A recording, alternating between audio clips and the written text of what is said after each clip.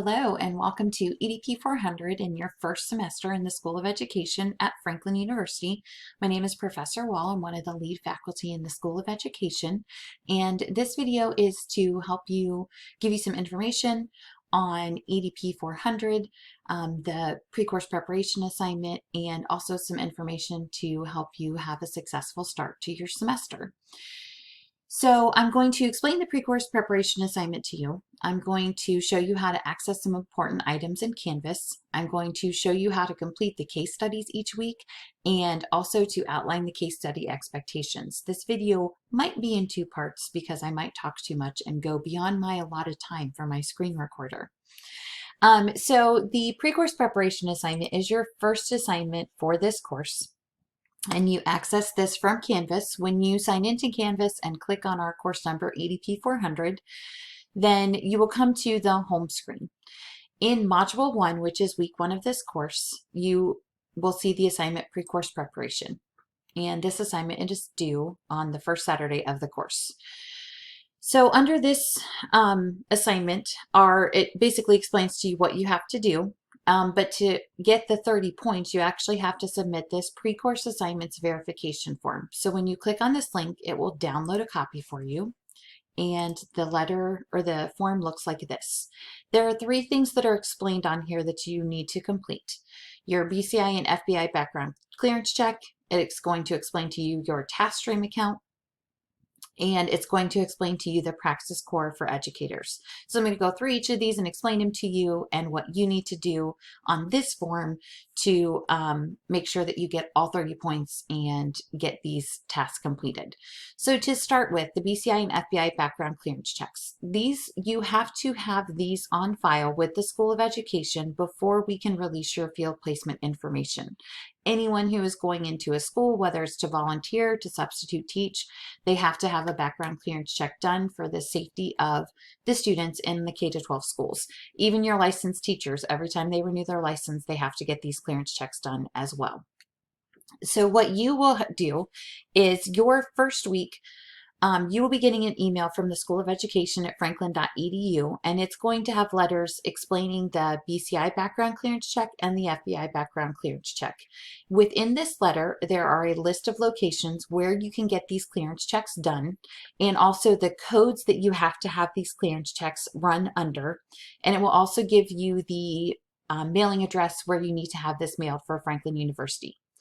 So when you get the letter, you look at the list of locations and choose a location that is not only close to you, but also look at the price that they charge, because some places will charge more than others to run your fingerprints. Once you've decided on which location you're going to go to, you're going to give them a call and you're going to schedule a time to go there. When you have scheduled that time, then on your pre-course assignment verification, you will put that date in. So let's say you've scheduled it for January 17th. So you'll just put in, I confirm that my appointment to complete the BCI and FBI background clearance check is scheduled for or was completed on January 17th, 2022. And that's all you have to do. If for whatever reason, so you do not have to have your BCI and FBI background clearance check scheduled before this assignment is turned in. You just have to have it. You just have to have it scheduled. You don't have to have it completed is what I meant to say. So you don't have to have it completed before you turn the assignment in. You just have to have it scheduled. So once you have it scheduled, you put that date in and you're done. You go get your background clearance checks and get them sent to the SOE, and you'll get your field placement information released to you. We have to, in order to release your field placement information, where you will complete your 32 hours of field work this semester, we have to have that clearance check under the correct code. The letter contains the code, but I put it here just for your reference in case. For your BCI check, they have to run under code 331939B3. And for your FBI check, they have to run it under code 331939. We have to have it under these codes if you happen to have had your background check before and don't have it under this code. You need to have it run again under this code. And so that's kind of just make sure that you verify with the person who's running them that they have the correct code when they do it. If you have any questions about the background checks, feel free to reach out to the School of Education at franklin.edu, or you can reach out to myself at danielle.wall@franklin.edu. The next thing on your pre-course preparation assignment is your task room account. You do not have to do anything on this assignment for your task room account, but I just want to tell you what to expect. During the second week of the semester, you will be getting an email about your task room account. We wait until the second week of the semester because we actually pay for your task room accounts, and it's difficult to get them switched to another person after we've assigned them. So we want to make sure that there's not anyone who wasn't able to attend this semester for whatever reason. So during the second week of the semester, you're going to get an email from the School of Education that explains how to set up your task stream account. And once you get into that task stream account, you will see the statement of assurance of good moral character that you will have to complete before the end of this semester. I will be sending out a video to explain how to complete that, but I'm going to wait until next week when you actually have access to your task stream accounts. So again, nothing that you need to do on this paper, just read this so that you understand what's coming up and understanding that you will have to complete that statement of assurance of good moral character. The final thing is the ETS assessments. So because we are a CAPE accredited school, we have to have a two-tiered admission process. One of those is an intake interview that you will do at the end of this semester, and or at the end of this term or at the end of this semester. And the other is that you have to take a Praxis Core academic skills for educators test in math, reading, and writing. To sign up for these tests, so let's start there. To sign up for these tests, when you are in Canvas, under the pre-course preparation assignment, if you click on Praxis Academic Skills for Educators, it will take you here. And you're going to click on registration, and it says, and click on how to register. And then once you've read this, you can click on register now, and you will have to create an account.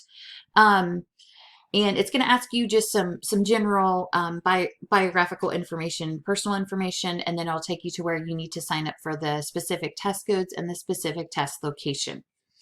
The test codes that you need to take. So again, you are going to take the Praxis Core Academic Skills for Educators test in reading, math, and writing. You have a couple options for how you take these. You can take them each individually. So you can take the reading test, the math, then the math, and then the writing, or whatever order you want to take those in. But they will cost you $90 a piece for each of them. If you would like to take a longer test of all of them combined in one sitting, you can take the core combined for $150. So you can either pay $90 each individually or take the core combined for $150. You want to make sure that you sign up for the correct test. So if you choose to take the reading, if you choose to take each of them individually, then you're going to sign up for the 5713 for the reading, the 5733 for the math, and the 5723 for the writing. For the core combined, if you're going to take all three of them together for the $150, then you're going to sign up for the core combined, which is 5752. There's a core combined that has a different number. To the best of our knowledge, this is one that's being phased out, because if you sign up for this one, it'll tell you that Franklin University is not accepting those scores for that test. So you know you'll signed up for you have signed up for the wrong one, and you'll just have to fix it. So you want to make sure you sign up for the core combined, which is test code 5752. Now, what do these passing scores mean? So in order to get admitted into the School of Education, you have to take this test. The passing score only determines if there are additional steps you have to take for admittance. So on each of these tests, if you take the reading test and you get a score that is at or above 172, then you've met the admittance requirement and you just have to do your intake interview. The passing score on the math is 156 and the passing score on the writing is 164. If for whatever reason you do not meet this passing score, you do not have to take this test again. We only require that you take this test one time because we know it's expensive. We really lobbied our accreditors and said, hey, this is a really high cost. A lot of people are coming back that haven't had high school geometry or algebra in a while. So we really, talked about having to retake this test multiple times. So if you do not meet the passing score, you will be assigned remediation with our department chair, Dr. Tozer, and based on the score that you got, he's going to assign you tutoring from our Learning Commons. And you might, depending on what your score is, you might get an hour, you might get 2 hours, you might get 3 hours. It just depends on where your score lands. You will sign up to complete your 3 hours of free tutoring at no cost to you. And once you've completed those 3 hours for, let's say for reading, you have to do 3 hours of reading tutoring. Then once you've completed those 3 hours, then you have met the admittance requirement and you're done with the practice reading test. So if you've got questions about this, feel free to reach out to me at danielle.wall@franklin.edu, or you can reach out to the School of Education, but just know you only have to take the actual practice test once, and then if you don't pass, you'll have to do some tutoring in order to meet the admittance requirement. The next thing I want to show you is just how to access some things in Zoom. I'm not going to have time to do the case study expectations in this video, but I have another video that I will upload for you with the case study expectations. So within Canvas,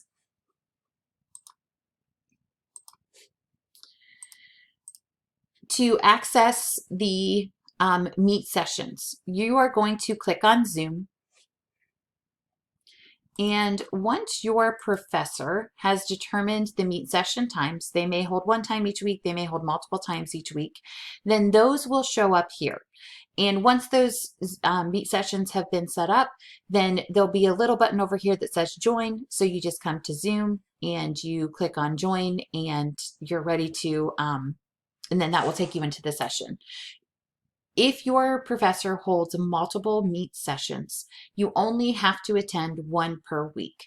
You do not have to attend the same session each week. If something comes up in your schedule and you have to join on a Monday, say, instead of your usual Wednesday, that's fine. You just have to come to one session per week. If you're not able to attend, there's an alternate assignment that is explained in the Meet sessions under each week. So the class meeting, it explains, what to do if you can't make it, the alternate assignment. Accessing the text in this book. If you click on e-reader over here in your little navigation bar, you will see Ed Psych modules. And that is our text for this course.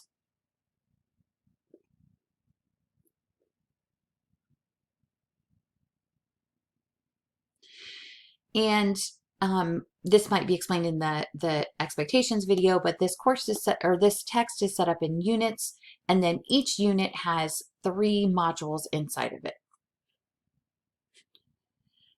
So that's how you access the text. And in the next video, I'm going to show you how to complete the case studies. I'm going to explain the Unit 1 5, 4, 3, 2, 1s to you, but in this video, I just kind of wanted to show you, here's how you access these different things. So I'm looking forward to a great semester with those of you that I will see in class.